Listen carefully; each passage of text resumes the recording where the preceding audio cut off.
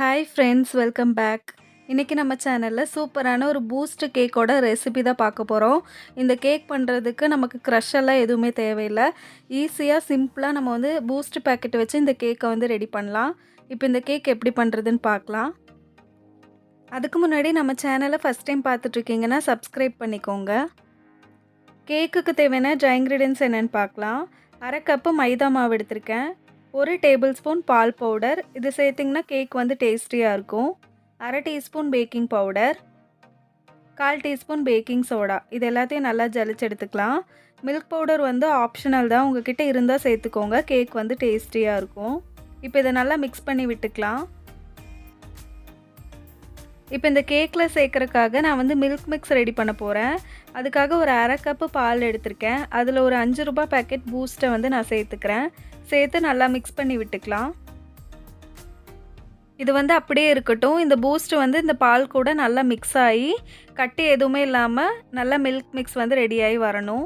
இது வந்து சைடில் வச்சிடலாம். இப்போ கேக்குக்கு தேவையான வெட் இன்க்ரீடியன்ட்ஸ் என்னென்னு பார்க்கலாம். ஒரு ட்ரையான பவுலில் 2 முட்டை எடுத்திருக்கேன். 1/2 டீஸ்பூன் வெனிலா எசன்ஸ், ஒரு பிஞ்ச் உப்பு சேர்த்து இதை நல்லா பீட் பண்ண ஆரம்பிச்சிடலாம். முட்டை வந்து ரூம் டெம்பரேச்சரில் இருக்கிற மாதிரி பார்த்துக்கோங்க. இப்போது இதில் வந்து நான் 1/2 கப்பு பொடி பண்ண சர்க்கரையை வந்து சேர்த்துருக்கேன். அந்த கிளிப்பிங் வந்து மிஸ் ஆகிடுச்சு. இதை சர்க்கரை வந்து நல்லா மெல்ட் ஆகிற வரைக்கும் பீட் பண்ணிக்கலாம். சர்க்கரை எல்லாமே நல்லா கரைஞ்சதுமே இதில் வந்து ஒரு 2 டேபிள் ஸ்பூன் நான் வந்து ஆயில் சேர்த்துக்கிறேன். ஆயில் சேர்த்ததுக்கப்புறம் அதிக நேரம் பீட் பண்ணால் கேக் வந்து கிறிஸ்பி ஆகிடும். அதனால் ஆயில் ஜஸ்ட்டு மிக்ஸ் ஆகிற வரைக்கும் பீட் பண்ணிவிட்டு நான் பீட்டர் ஆஃப் பண்ணிடுறேன்.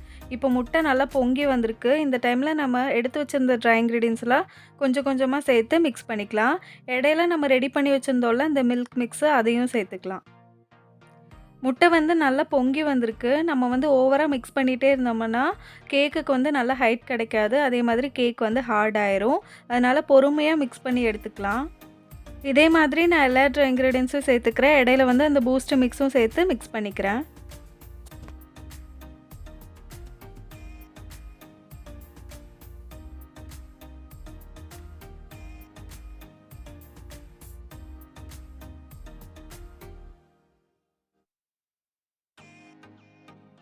இப்போ நம்ம கேக் பேட்டர் வந்து ரெடி ஆகிடுச்சு. இதை வந்து மோல்டில் ஊற்றிக்கலாம். நான் இங்கே 6 இன்ச் கேக் மோல்டில் பட்டர் பேப்பர் போட்டு க்ரீஸ் பண்ணியிருக்கேன். அதுக்குள்ளே ஊற்றி நம்ம பேக் பண்ணி எடுத்துடலாம். ஒரு பாத்திரத்தை 10 நிமிஷம் ப்ரீஹீட் பண்ணி வச்சுருக்கேன். அதுக்குள்ளே இறக்கி வச்சு 30லேருந்து 35 நிமிஷம் வரைக்கும் பேக் பண்ணி எடுத்துடலாம் லோ ஃப்ளேமில். இப்போ ஒரு 35 நிமிஷத்துக்கு அப்புறம் பார்க்கலாம்.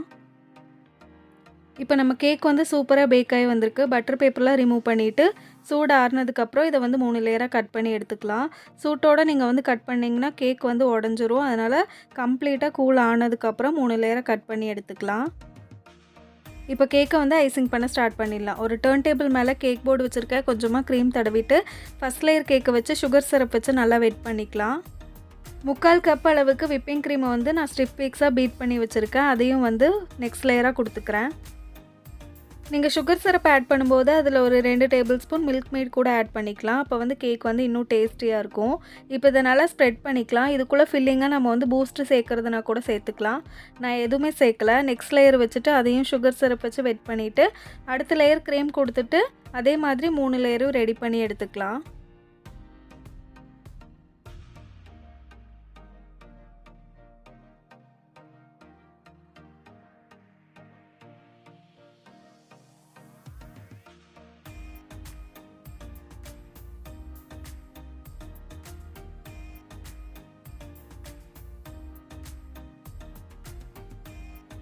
இப்போ கடைசி லேயர் கேக்கை வச்சு அதையும் சுகர் சிரப் வச்சு வெட் பண்ணதுக்கப்புறம் கொஞ்சமாக க்ரீம் கொடுத்து இந்த கேக்கை வந்து க்ரம் கோட் பண்ணி எடுத்துக்கலாம்.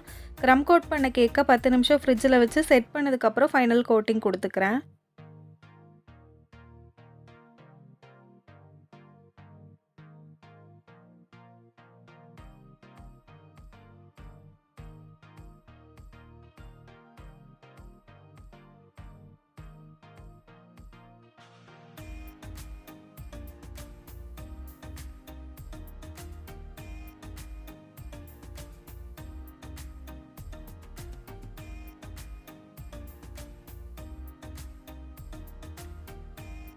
ஃபைனல் கோட்டிங்லாம் கொடுத்ததுக்கப்புறம் ஒரு ஸ்க்ரேப்பர் வச்சு இந்த கேக்கை வந்து லெவல் பண்ணி எடுத்துக்கலாம்.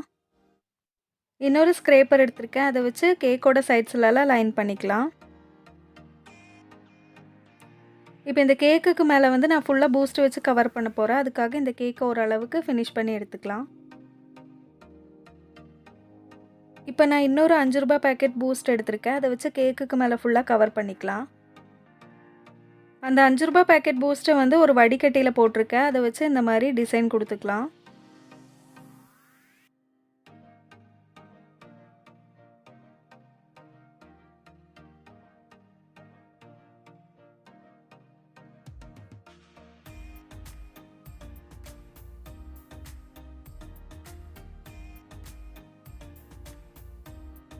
கேக் ஃபுல்லாமே கவர் பண்ணியாச்சு.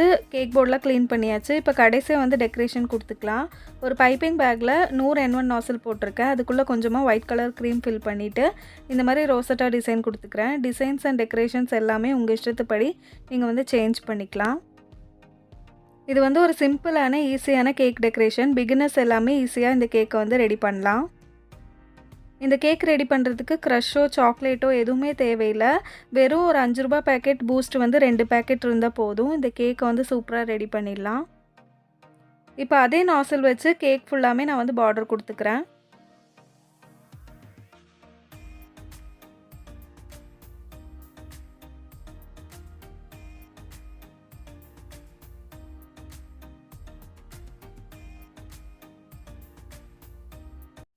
இப்போ கேக்குக்கு மேலே கடைசியாக கொஞ்சமாக சுகர் பால்ஸ் மட்டும் போட்டுக்கிறேன். அவ்வளோதான் ஃப்ரெண்ட்ஸ், நம்மளோட சூப்பரான டேஸ்டியான பூஸ்ட் கேக் வந்து ரெடி ஆகிடுச்சு. நம்ம சேனலை இன்னும் சப்ஸ்கிரைப் பண்ணாமல் புதுசாக பார்த்துட்ருக்கீங்கன்னா சப்ஸ்கிரைப் பண்ணிக்கோங்க. அடுத்து இன்னொரு கேக் வீடியோவில் பார்க்குறேன்.